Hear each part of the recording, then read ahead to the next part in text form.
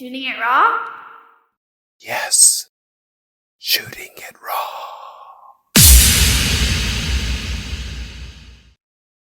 Wait a second. Okay. Now this is what I first of all, it's you.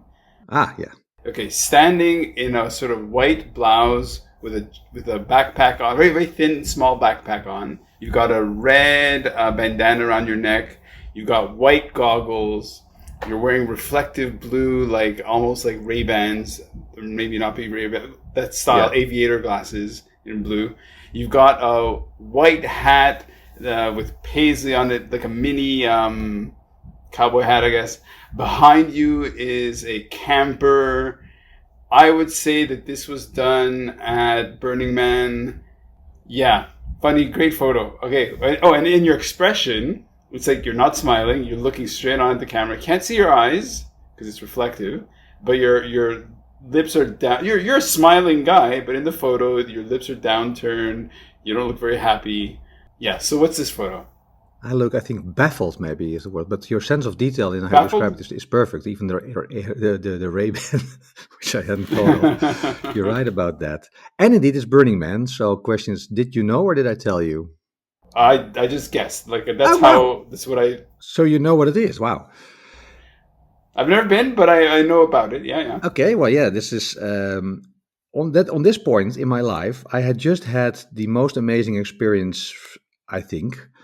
I was there with a friend. It was my first time. I just had turned my life 180 degrees around. I wasn't a festival goer. I didn't like house music or anything like that. I'm more a classical jazz type of person. But I was in a point in my life I thought, hey, I got it. Now I got to do the things I don't know or that I don't know about. So my hairdresser told me about Burning Man. Okay, there I want to go. So I invited my friend. We went there, and I got there, and it was like, okay, I like the energy, but I don't feel home here. Are these people playing a role? Or is it real? And all this house music, all that boonka, boonka, boonka everywhere. Yeah.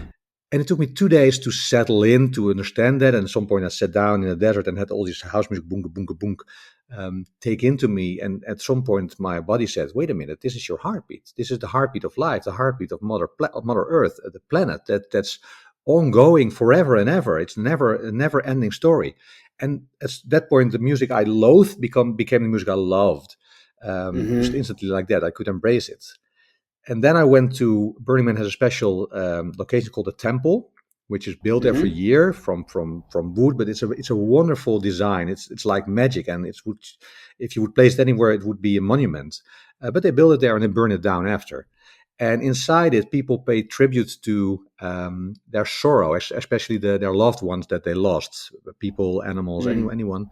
So it becomes a place of mourning, but also a place, of course, of joy or celebrating life. But people are so, you see the signs like saying, dear Saskia, the boys are growing up so well, you should see them. Just those few words, you know exactly what happens. And they all those words resonated with me. They hit me, they hurted me, they got something in me. And at some point I just sat down and started writing a small note to Lisa, the daughter in my life that I would never know because I was in a relationship and we wouldn't get any children. So I wrote down what I actually would love as most, become a father, have a little soul around me. And the next day I came back, somebody had written something with it, female handwriting, little heart, saying she loves you, be strong. And I fell to tears. I cried. I fell down on the desert sand and cried for over an hour. And I cried. I think for the first time in 10 years. So for me, that was paying tribute to what I actually embracing what I actually would love most and hadn't noticed. And the rest of the day went in total magic. And I cycled back through a desert storm or sandstorm. And just when I came back, my friend, he was waiting for me there and said, there's something happened to you. You're totally different. So he made that picture at that moment. And I looked more like baffled. I didn't know what hit me, what happened at that point. But for me, it was the foundation for a fundamental change in myself. Wow. I've never been to Burning Man. I have a couple of friends who go every year, who've been going for years.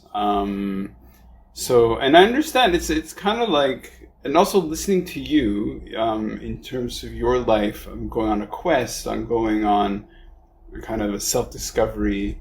Hmm. This kind of but like, okay, we just met. I don't know who you are. I don't, you look like you're in a home that looks, I mean, it's not, I can't see very many details. It's very Dutch. I don't know. It's It's hard to kind of a guess. studio to our home, so that's what Okay. we think. Yeah. Well, you have a fantastic voice.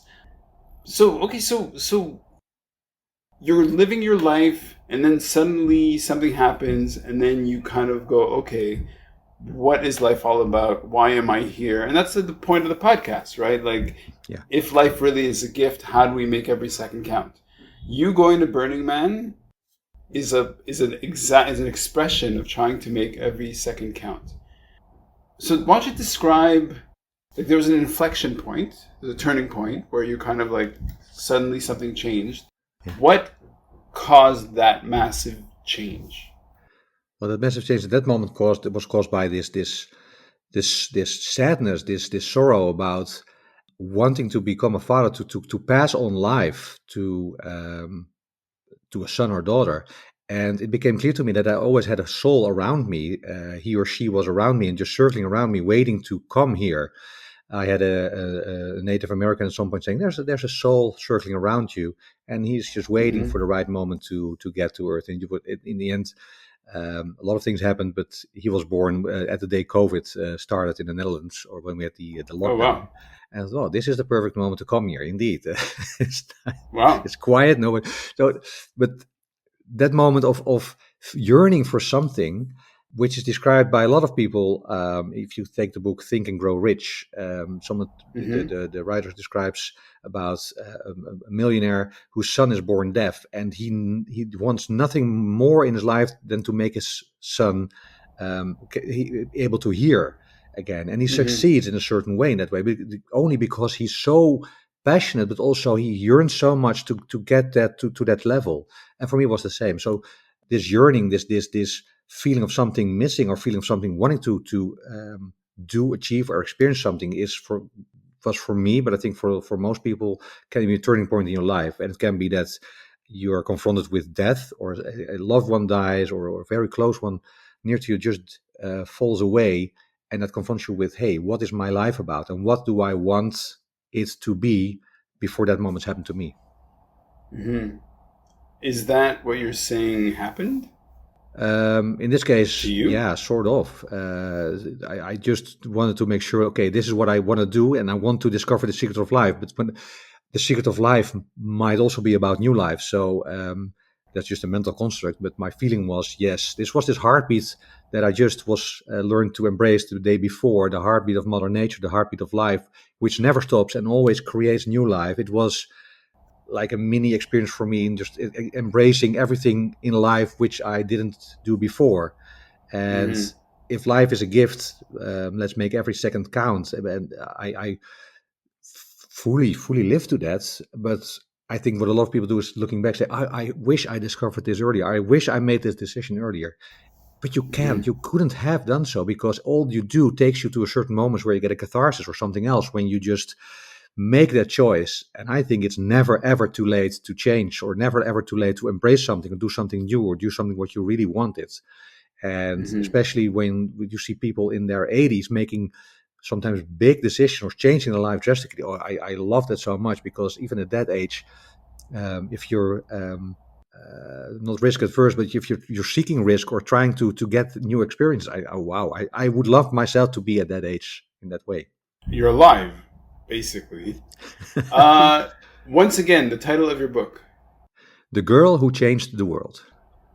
"The Girl Who Changed the World." The link will be in. I'm just going to repeat it just so it burns in people's heads. The links are going to be in the show notes to buy the book, "The Girl Who Changed the World."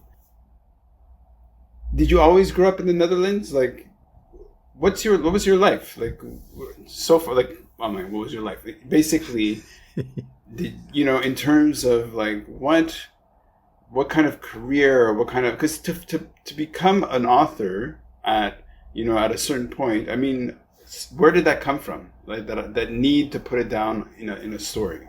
There's two questions. The need to put it in a story was for myself. I wanted to be able to explain myself the secret of life, and I could explain to myself in a simple and compelling way. I could do the same to others. I've always been able to explain, make complex things simple and easy to explain, as from a young age. So that's my quality, and I can write it in quite a nice way.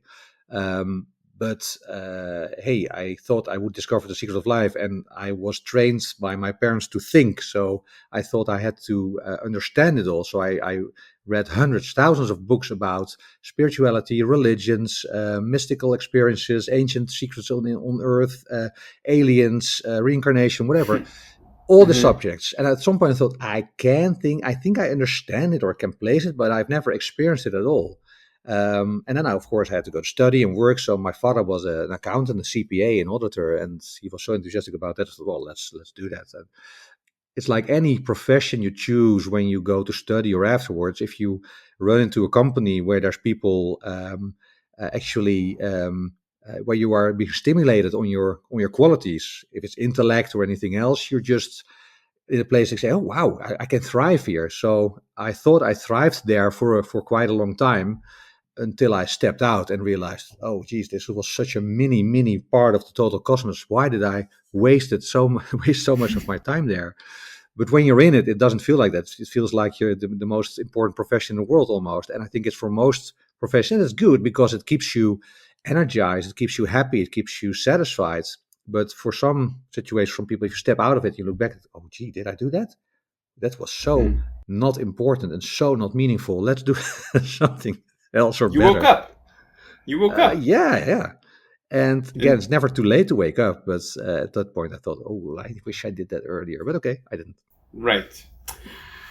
Well, okay. Well, we're going to leave this photo of you at Burning Man. Now, is that incredible camper behind you the one that you were staying in, or is that somebody else's?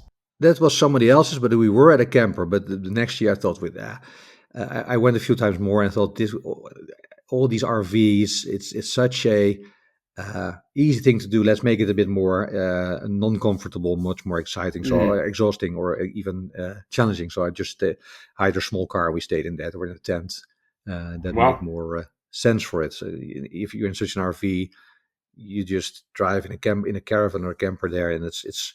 I think the experience being also close to the elements and close to everything that just turns up. For me. Yeah, no, I got it for sure. Shooting it raw? Yes. Shooting it raw. Oh, baby, I like